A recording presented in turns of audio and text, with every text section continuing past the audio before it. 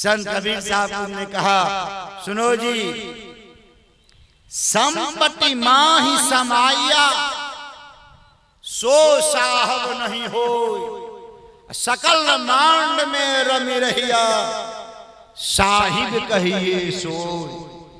रहे निराला मांड थे सकल मांडता माय, कबीर सेवे तासु दूजा कोई नाय।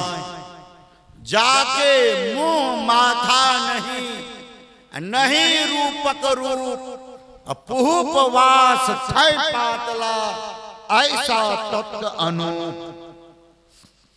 कितना सुंदर कहा। सुनो जी, संपत्ति कहते हैं गर्व। कहा जा दिन हरि गर्भ ते आए, जिस दिन गर्भ में आ गए परमात्मा, संत कबीर साहब कहते हैं सो साहब नहीं हो, वो मेरा परमात्मा नहीं है। क्यों कह दिए? कारण क्या है? भगवान श्री राम ने लक्ष्मण से कहा है, हे लक्ष्मण, गो गोचर जहां लगी मन जाई, सो सब माया जानो भाई। हे लक्ष्मण, इस आंख से दुनिया का जो भी चीज आप देखते हो वह सब माया है, माया। और इस संसार में माया का जन्म होता है और माया का जन्म नहीं होता है। माया का जन्म होता है।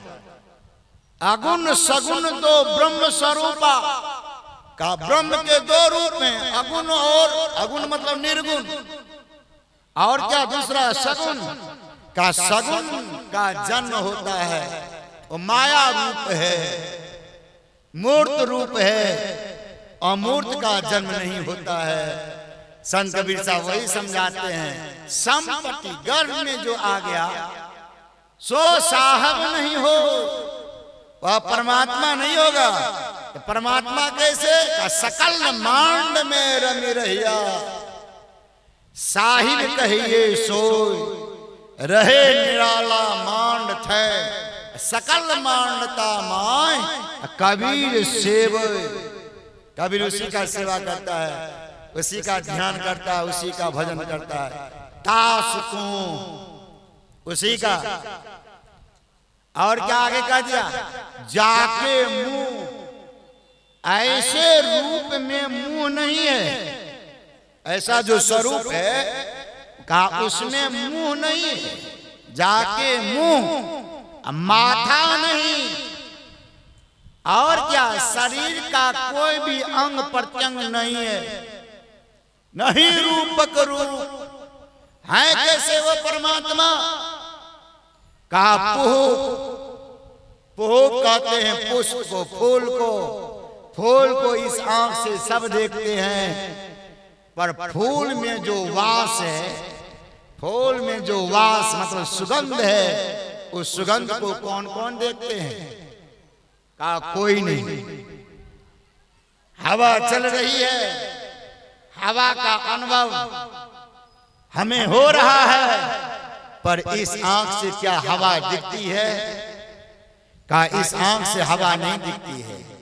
फूल दिख रहा है, पर फूल में जो वास है वो वास हमें दिखाई नहीं पड़ता है। इसलिए कहा पुह वास छै पातला। और वो है कैसे? का इससे भी पतला है। पतला का मतलब यहाँ सूक्ष्म, उससे भी वास से भी पतला है। पुहपवास थे पातला ऐसा तत्व अनूप। इसी बात को देखिए, संत की वाणी को एक दूसरे संत की वाणी से पुष्टि कर दी। तुलसीदास जी महाराज देखिए संत कबीर साहब की वाणी को कैसे पुष्टि करते हैं। तुलसीदास जी महाराज ने कहा, बिन पद चल, भगवान को पैर नहीं होता है। बिन पद चल, सुनाए बिनु काना, भगवान को कान भी नहीं होता। कर बिनु करम, भगवान को हाथ भी नहीं होता। कर बिनु करम करे विधि नाना, आनंद रहित सकल रस भोगी। भगवान को मुंह भी नहीं होता। सबरी का पेड़ तो कौन खाया हो? सबरी का पेड़ साबुन खाया। दशरथी राम सगुन रूप में जो आए हैं वो खाए। स्वरूप की व्याख्या कितना सुंदर कर रहे हैं। आनंद रहे, भगवान को मुंह नहीं होता। सकल रस भोगी, लेकिन सारे रसों का स्वादन ले लेते हैं, स्वाद ले लेते हैं। सकल रस भोगी। अब भगवान को वाणी भी नहीं होता। बिनु वाणी बक्ता बड़ जोगी। भगवान को वाणी नहीं, लेकिन एक नंबर का बक्ता। बिनु वाणी बक्ता बड़ जोगी। तन बिनु परस, भगवान को तन शरीर भी नहीं होता। बिना शरीर का ही स्पर्श। तन बिनु परस, भगवान को आंख भी नहीं होता। नयन बिनु देखा, बिना आंख के ही देख लेते हैं।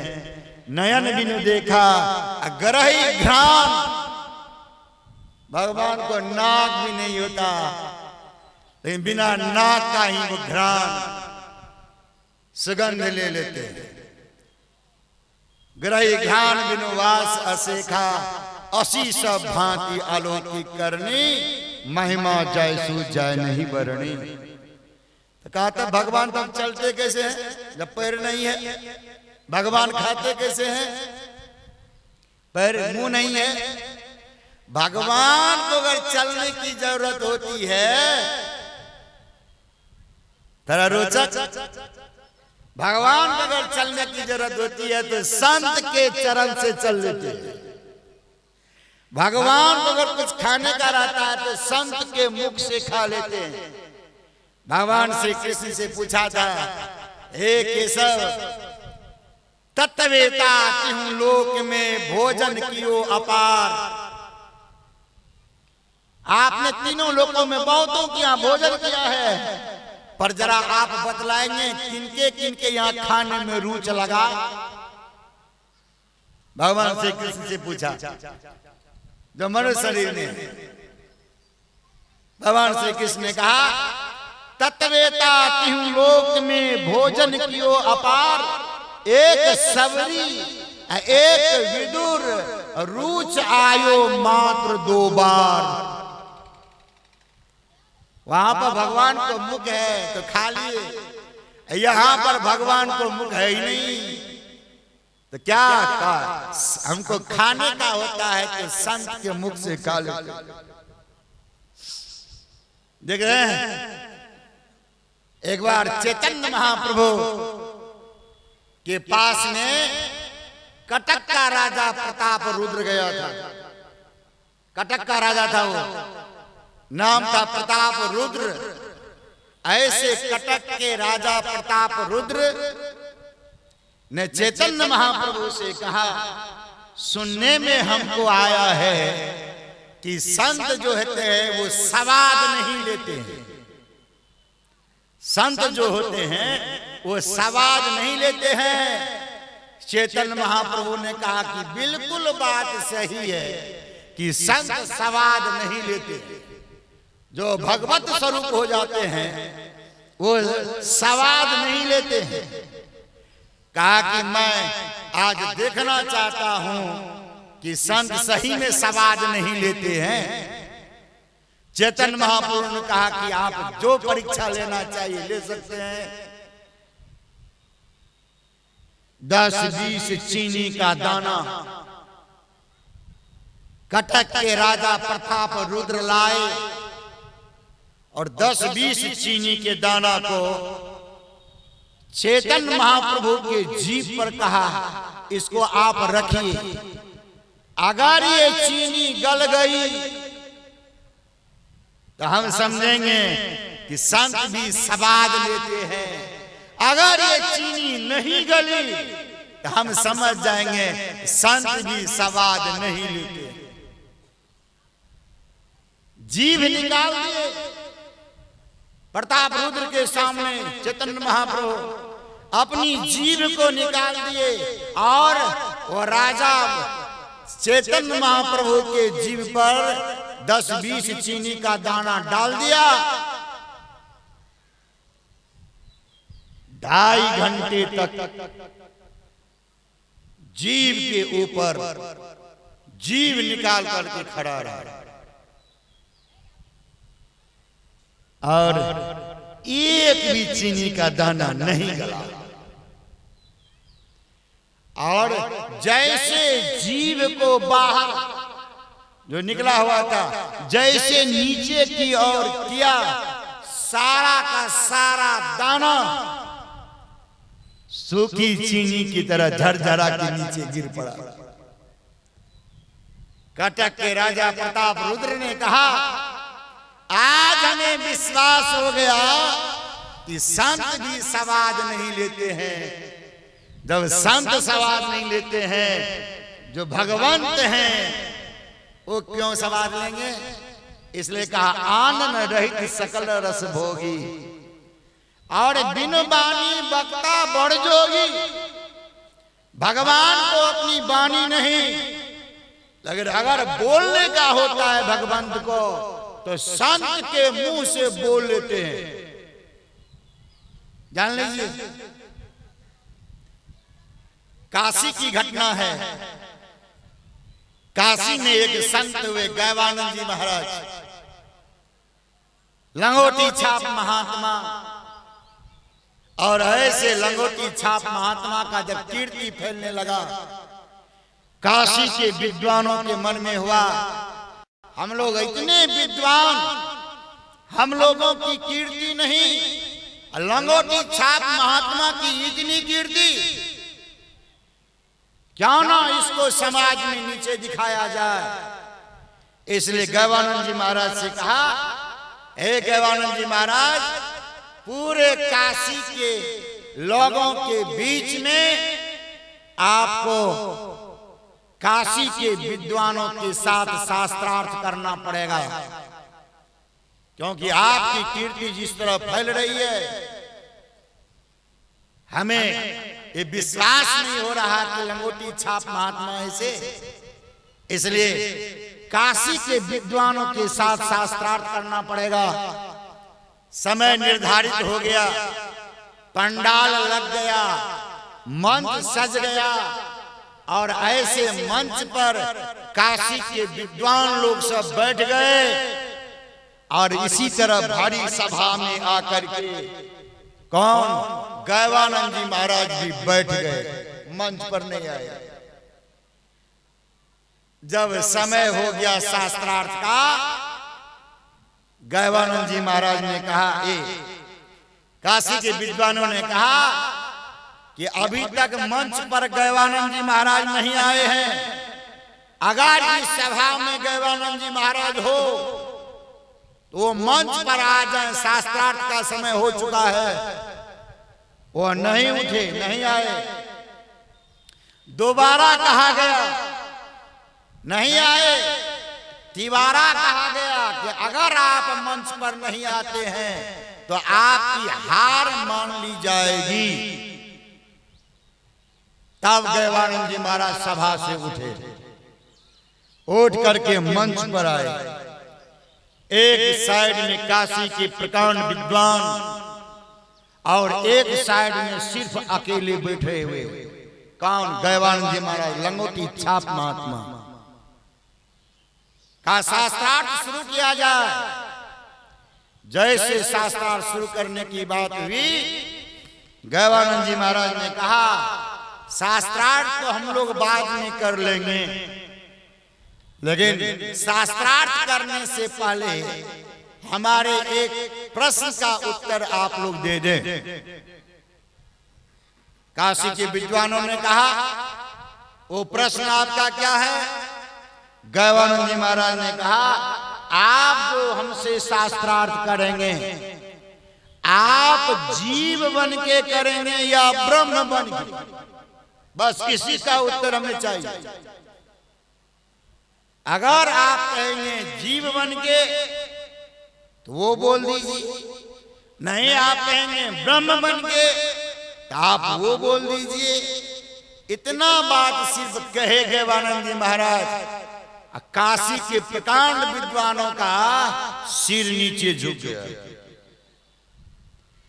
5 मिनट तक कोई उत्तर नहीं मिलने पर सभा के लोगों ने कहा, हे गैवानंद जी महाराज, आपने क्या ऐसा पूछ दिया कि सारे विद्वानों के सिर झुक गए? गैवानंद जी महाराज ने कहा, हम तो कुछ नहीं, एक साधारण प्रश्न पूछे हैं। आप जो हमसे शास्त्रार्थ करेंगे, जीव बन के करेंगे या ब्रह्म बन के? बस इसी का उत्तर उनको देना है। महाराज आप लोग उत्तर क्यों नहीं दे रहे हैं? सिर क्यों झुकाए हुए हैं? एक का भी सिर नहीं उठा।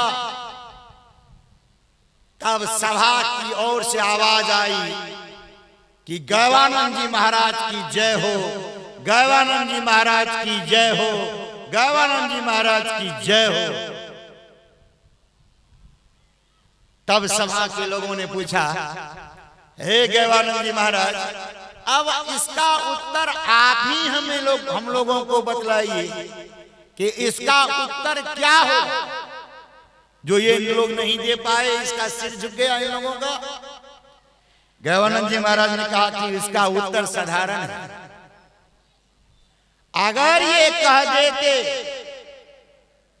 कि मैं ब्रह्म बन के आपसे शास्त्रार्थ करूंगा, तो ब्रह्म कदापि दो नहीं होता। ब्रह्म दो होता है क्या? ब्रह्म कदापि दो नहीं होता। परमात्मा कदापि दो नहीं होते। परमात्मा एक, ब्रह्म एक। इसलिए कहा, अगर ये कह देते कि मैं ब्रह्म बन के शास्त्रार्थ करूंगा, तो वो भी ब्रह्म, मैं भी ब्रह्म, और ब्रह्म से ब्रह्म के बीच में शास्त्रार्थ हो ही नहीं सकता, क्योंकि ब्रह्म कदापि दो होगा ही नहीं। शास्त्रार्थ हर वक्त दो के बीच होगा। ब्रह्म एक। और अगर ये कह देते कि मैं जीव बन के शास्त्रार्थ करूंगा, तो जीव सदा अज्ञानी होता है। अज्ञानी व्यक्ति क्या शास्त्रार्थ करेगा? इसी कारण इन लोगों की सिर झुक। क्लियर कर दिए? क्या मतलब हुआ? जो ब्रह्म को प्राप्त कर लेते हैं वो तो ब्रह्म ही हो जाते हैं। भगवान श्री राम ने कहा हनुमान से, दर्शना दर्शने हित्वा स्वयं केवल रूपतः या आस्ते कपिशादुल ब्रह्म स ब्रह्मवित् स्वयं।